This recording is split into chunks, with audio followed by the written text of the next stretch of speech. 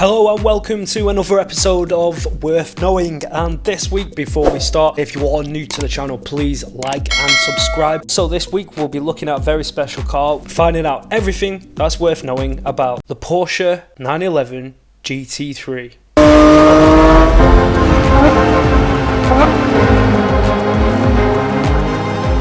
So let's start this video on the 911 GT3 by first finding out what is actually meant by GT3. Well, way back in 2005, FIA, or the Federation International of Automobiles, designed for use in various auto racing series, also known as Cup Grand Touring, but then simply referred to as GT3. So yes, this is a homologation of the actual GT3 racing car.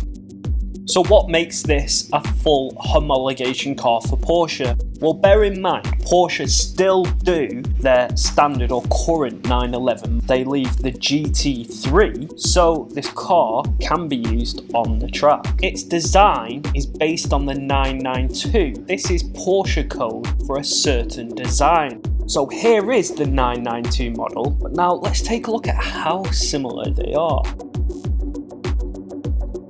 So as you can see, it's quite similar, but there's no mistaking a Porsche 911 GT3 for any other variants of the 911. It looks like a racing car. So let's start with the most noticeable difference, and that is the big wing on the back. This huge spoiler on the back helps to maximize downforce, which ultimately pushes the car to the ground, helping it grip through corners faster. There is also an extra ducktail spoiler underneath it. What's also worth knowing is there's no turbocharging. Yes, it's a naturally aspirated 4-litre flat 6 engine, meaning it can rev up to 9,000 RPM, which gives good 510 brake horsepower and 470 Nm of torque. However, that's only 10 brake horsepower more than the previous GT3. It's slower than a Turbo S. So what's all the hype about?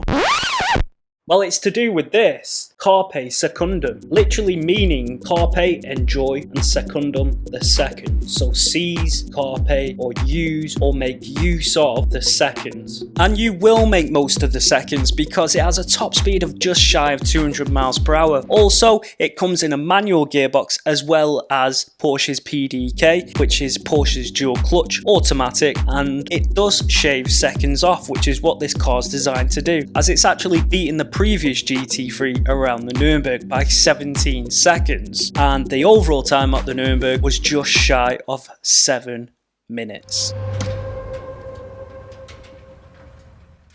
Okay, so it's time to find out who the winner was on Worth a Guess, and the subscriber that won this week's competition on Guess the Car was Second Sider Sessions. A big congratulations to you and thanks for subscribing. And you, of course, correctly guessed it was the Mazda MX-5 3rd generation NC. So this is something we're going to be doing each week in between videos just to spice things up. Hope you enjoyed the video and thanks for watching.